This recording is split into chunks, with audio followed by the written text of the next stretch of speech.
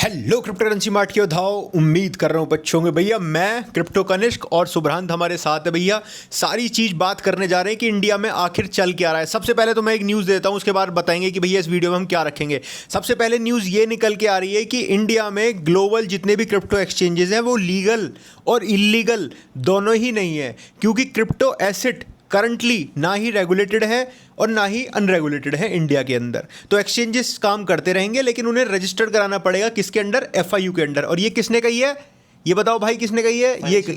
ये कही है हमारी फाइनेंशियल मिनिस्टर निर्मला सीतारमण जी ने। बिल्कुल जस्ट अभी जब मैं वीडियो रिकॉर्ड कर रहा हूं तभी ये न्यूज़ निकल के आई है, आपके सामने सबसे पहले शेयर कर दिया है। तो आज की वीडियो में क्या जानेंगे? बिटकॉइन का प्राइस क्या रह सकता है, ऑल्ट कॉइन किस तरीके से परफॉर्म कर सकते हैं, मार्केट में न्यूज़ क्या चल रही है, यूएस में क्या चल रहा है, इंडिया में क्या चल रहा है, कितना टैक्स कलेक्ट करा है भैया इंडिया ने, इस चीज़ के ऊपर डिस्कशन करेंगे। और एक और बिल निकल के आ रहा है, एक्ट निकल के आ रहा है, बेसिकली एक फर्म इंडिया के अंदर जो क्रिप्टो के रिगार्डिंग जो भी क्रिप्टो में डेवलपमेंट चल रहा है उस सभी में सारा काम करते हैं, उसके ऊपर बात करेंगे। और कुछ जो आपका स्पेसिफिक डेटा आपने 1-1.5 घंटे में इकट्ठा करके निकाला है भाई, उसमें बात करेंगे। तो सबसे पहले भाई सुभ्रांत के चैनल पे सुभ्रांत का ही स्वागत कर लेते हैं। मैंने वीडियो की ओपनिंग करी है, उससे पहले मैं चाहूँगा जिन भाइयों ने सब्सक्राइब नहीं कर रखा है अपने चैनल को, भाई 1 सेकंड लगती है हमारी मेहनत को आपको अप्रिशिएट करने के लिए, 1 सेकंड लगती है सब्सक्राइब करने में, बेल आइकन दबाने में, और भैया एक अच्छा सा कमेंट लिखने में। जो आपका क्वेश्चन है वो पूछ लो, नेक्स्ट वीडियो में कवर कर देंगे। वीडियो लाइक कर देना। सबसे पहले भाई सुभ्रांत का स्वागत है, सुभ्रांत को माइक देता हूँ, अब करते हैं वीडियो को स्टार्टिंग। तो भाई पहले बात कर लेते हैं ट्रेडिंग के बारे में। ट्रेडिंग में क्या चल रहा है? तो भाई अगर आप मेरे टेलीग्राम में नहीं हो तो टेलीग्राम का लिंक मैं दोनों का पिन कर दूंगा, कमेंट बॉक्स में पिन कर दूंगा, जाके देख लेना। अब यहाँ पर देखो मार्केट में चाहे कुछ भी चलता रहे, फंडामेंटली क्या चल रहा है न्यूज़ बेसिस पे हम सारी चीज़ आपको बता देंगे इस वीडियो में।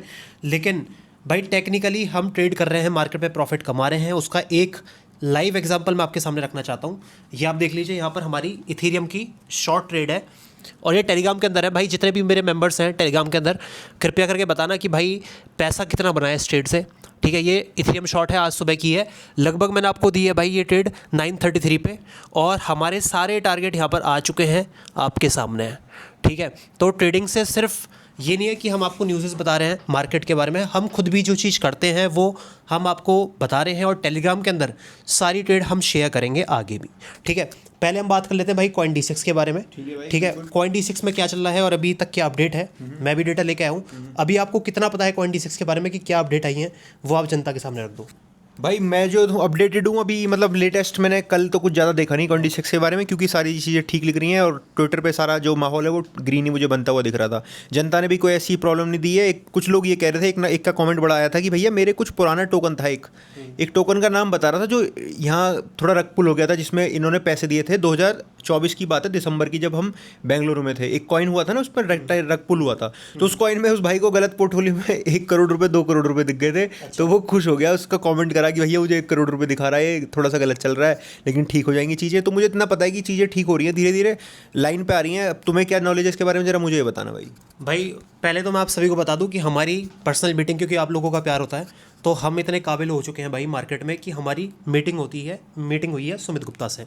बहुत पर्सनल मीटिंग थे, बहुत कम लोग थे, और सारी चीज़ें क्या थी उस मीटिंग के अंदर मैं आपके सामने रखना चाहता हूँ। ठीक है, मीटिंग हुई थी आपकी परसों शाम का टाइम था शायद। ठीक है, मैं आपको बताना चाहता हूँ, यहाँ पर कुछ रिकॉर्ड है जो मैं लेकर आया हूँ। देखिए, अभी एक न्यूज़ थी मार्केट में जिसके बीच में, मतलब जिसके बारे में हमने पहले बात करी थी, वो ये थी कि भैया रेवेन्यू जो कमाया है CoinD6 ने वो 15 करोड़ रुपये का है, और इनके जो अकाउंट से पैसे निकले हैं वो 370 करोड़ रुपये हैं, जो कि एकदम फर्जी न्यूज़ है, एकदम गलत न्यूज़ है। इसके पीछे कोई भी स्टेट्स नहीं है, और ये बात हमने खुद सुमित गुप्ता से पूछी है, और सुमित गुप्ता का कहना है कि हमारा रेवेन्यू बहुत अच्छा है।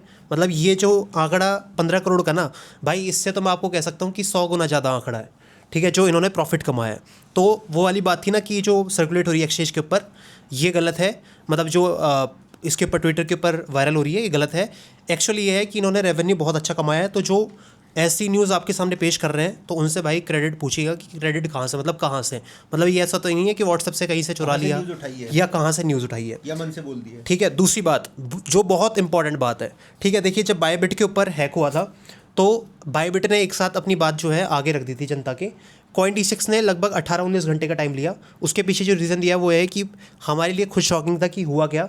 सारी टीम से बात करी, और क्योंकि सुमित गुप्ता एक बहुत बड़ी पोस्ट पे हैं, ठीक है, तो कुछ भी जनता के सामने रखने से पहले उनको क्रॉस वेरीफाई करना ही पड़ता, तो इसलिए टाइम लग गया। दूसरी बात, चलो ये बात 19 घंटे वाली हटाते हैं।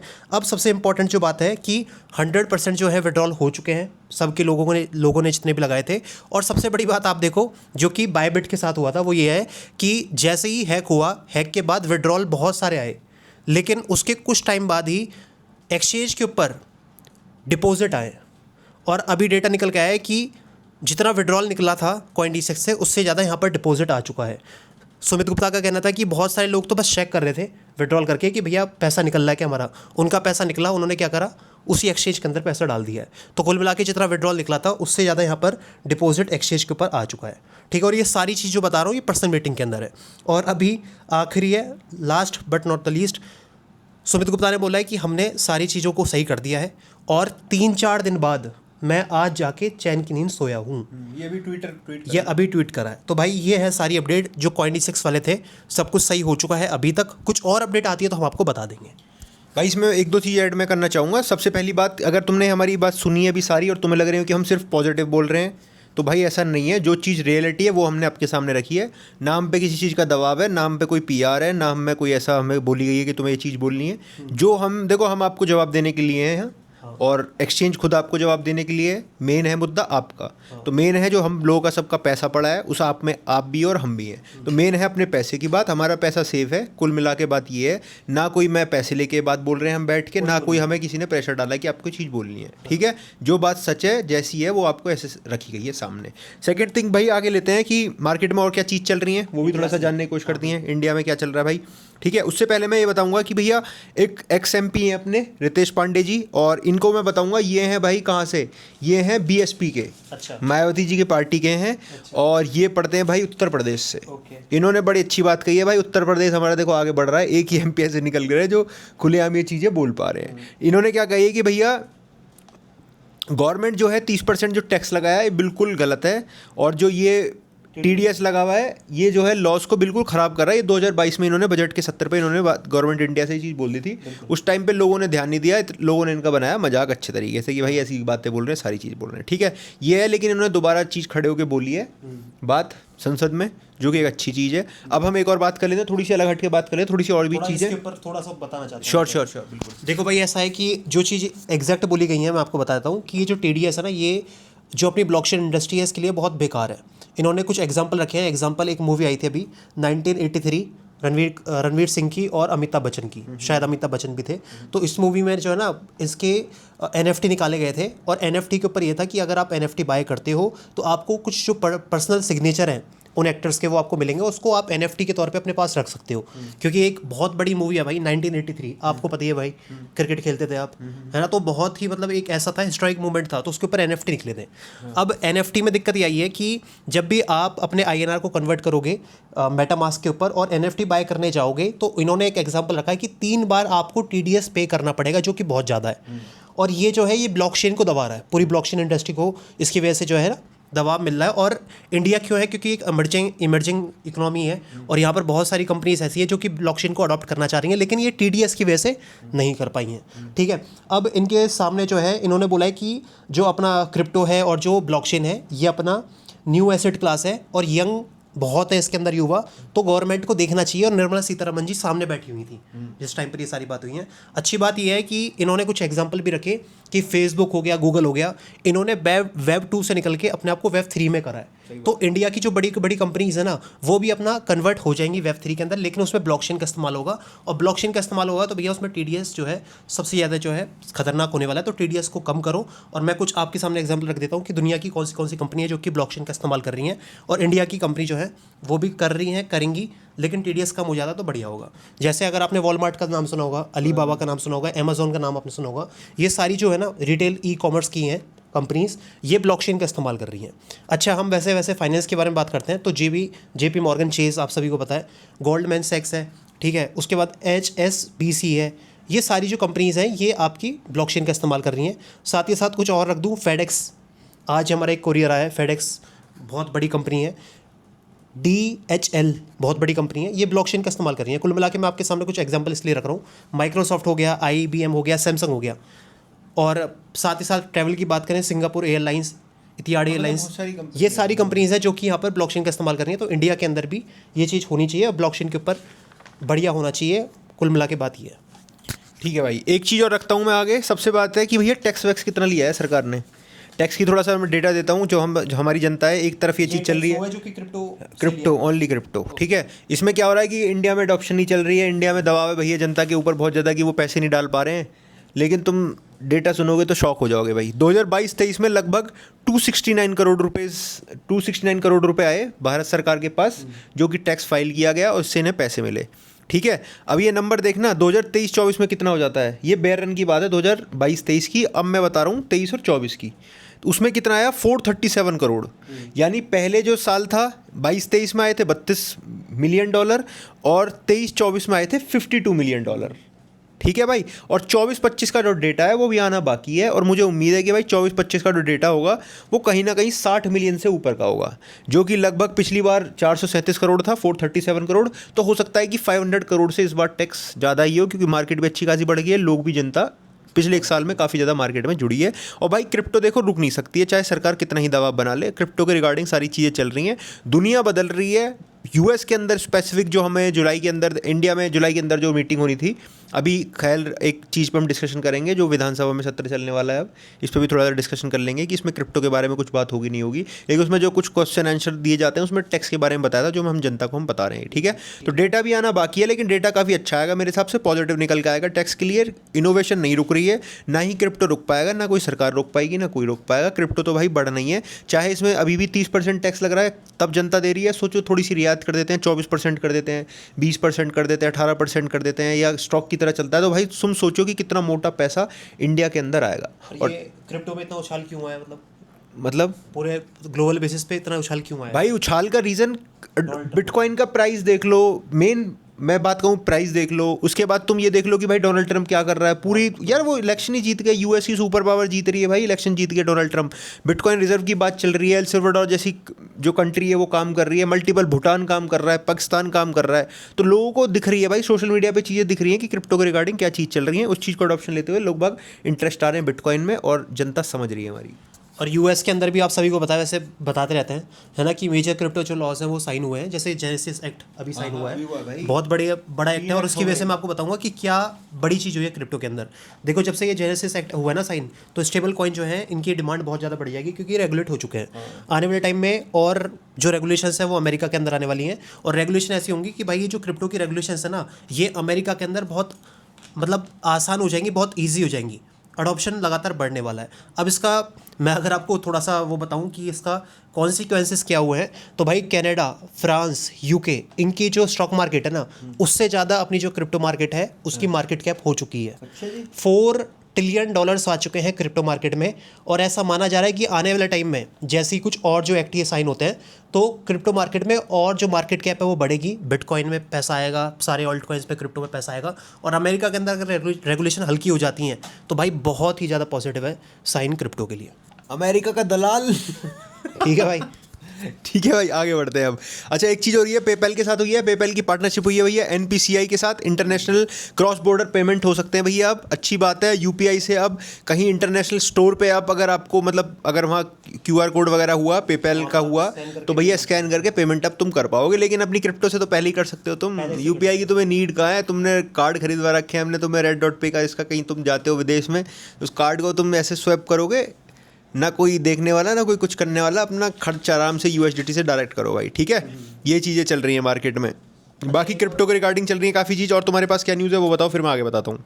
भाई जैसे कि अभी क्रिप्टो मार्केट की जो मार्केट कैप है 4 ट्रिलियन पहुंच गई है। ऐसा बताया जा रहा है कि आने वाले टाइम में जो मार्केट कैप है और ज़्यादा बढ़ेगी, not just because of Donald Trump. बहुत सारे ऐसे आंकड़े हैं जो कि दिखा रहे हैं कि भाई मार्केट कैप अभी बढ़नी बाकी है। एग्जांपल मैं आपको बताऊं, जैसे 2021 में बुलन आया था, तो उस टाइम पर जो इन्वेस्टर्स का इंटरेस्ट था ना वो क्रिप्टो मार्केट में 20% था, और अभी तक जो इन्वेस्टर्स का इंटरेस्ट है वो उस आंकड़े पे पहुंचा नहीं है जितना पहले था। तो अभी तो भाई रिटेलर एंट्री करेंगे।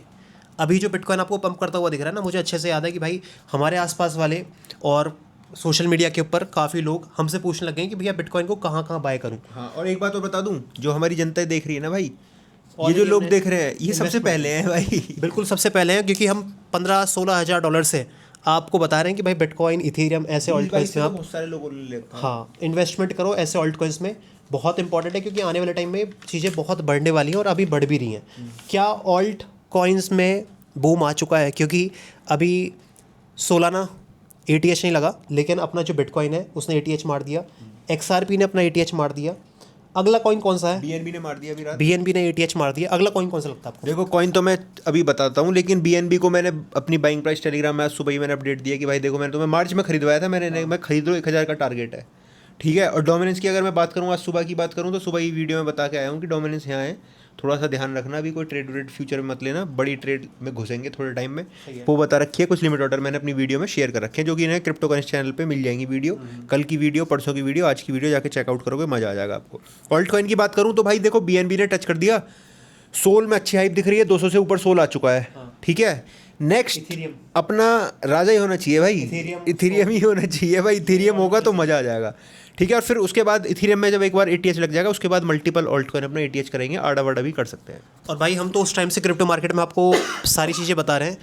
2021 की बात करता हूँ मैं, ठीक है, अभी 2023 की बात करता हूँ मैं, पहले महीने की पहली डेट की। तो भाई XRP का प्राइस 0.3 सेंट था, और आज की डेट में वो जो है 12x हो चुका है अपने बॉटम से। तो हमारी तो बाइंग भाई उस टाइम की है, हम तो आपको तब से क्रिप्टो के बारे में बता रहे हैं। बिटकॉइन भाई 15-16 हज़ार डॉलर आज की डेट में है, 7.5x हो चुका है। 20 तो भाई हमने भी खरीदा, 20-22 से तो हमारी लॉन्ग है खुद भाई, जो कि हमारा अकाउंट खुल नहीं रहा, उसकी कहानी अलग है, वो भी बताएंगे आपको बाद में। एक 20 से है, एक मेरी, एक सुब्रांत की है, एक मेरी लॉन्ग चल रही है, एक मेरी MEXC पे चल रही है $40,000 से। और भाई सोलाना की जो है ना $8, $10, $12 की बाइंग्स हैं, तो आराम से 20x अपना हो चुका है अभी तक।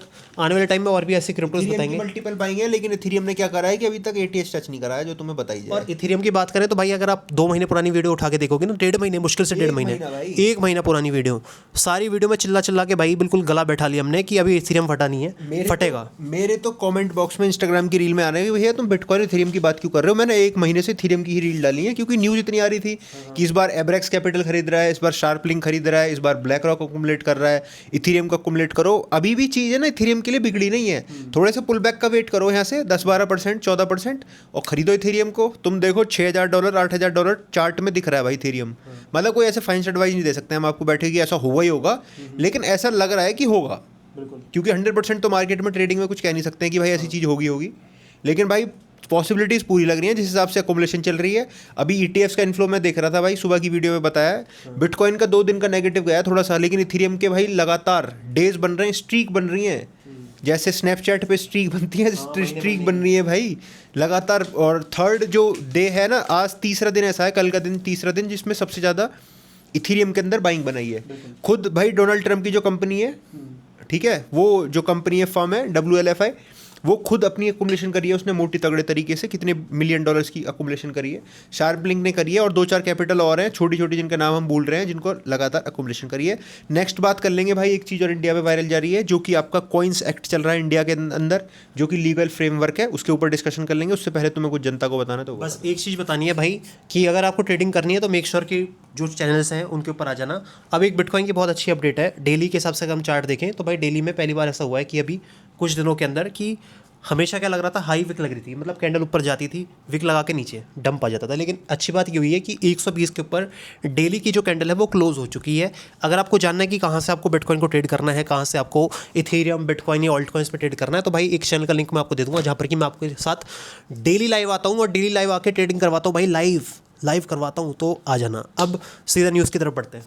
ठीक है भाई, ये थोड़ी इंपॉर्टेंट न्यूज़ है। देखो एक क्या है कि इंडिया में कॉइन सेक्ट है, एक मतलब फर्म है जो कि गवर्नमेंट की तरफ से रेगुलेटेड नहीं है, लेकिन एक फर्म है जो कि क्रिप्टो को ये दिखाती है कि आगे रेगुलेशन इंडिया में किस तरीके से आनी चाहिए और क्या क्या सारी चीज़ें होनी चाहिए। उसमें सारी बात तो यही है कि भाई आपको टैक्स पे थोड़ा सा रियायत लगानी है सरकार को, वो मतलब बेसिकली वो देती है। ये सारा एक्सचेंजेस का ही ग्रुप है, जो इंडियन एक्सचेंजेस है बेसिकली उनकी ये है, जो सरकार को राय देती है कि भाई क्रिप्टो में ये सारी चीज़ चल रही है, वो सारी चीज़ चल रही है, ऐसे करना चाहिए, वैसे करना चाहिए। ठीक है, इसका जो कोर आइडिया भाई वो ये है कि सेल्फ कस्टडी का है, प्राइवेसी का, और जो इनोवेशन है उस पर कहीं ना कहीं रोकथाम नहीं लगनी चाहिए, वो अगले तगड़े तरीके से चलना ही चाहिए।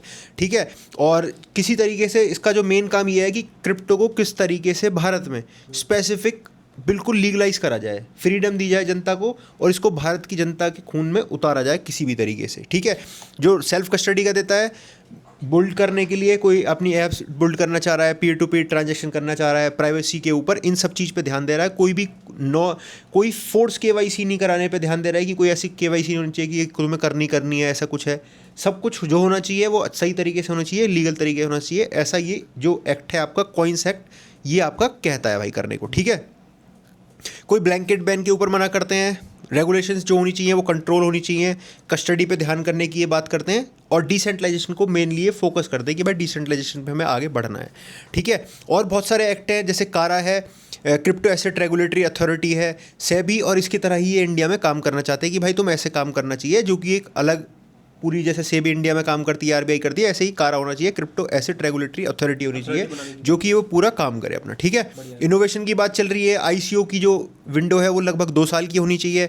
फॉरेन एक्सचेंजेस का एक अलग तरीके से रूल होना चाहिए, एक्सपेंड नहीं करना चाहिए, क्रॉस बॉर्डर ट्रांजेक्शन जो पेमेंट है उनको रोकना नहीं चाहिए, किस तरीके से करना चाहिए। बिटकॉइन की स्टैटिक रिजर्व की बात चल रही है कि भाई स्टैटिक रिजर्व होना चाहिए इंडिया के अंदर, जो यूएस में चल रहा है वो इंडिया के अंदर ऐसा होना चाहिए, ठीक है।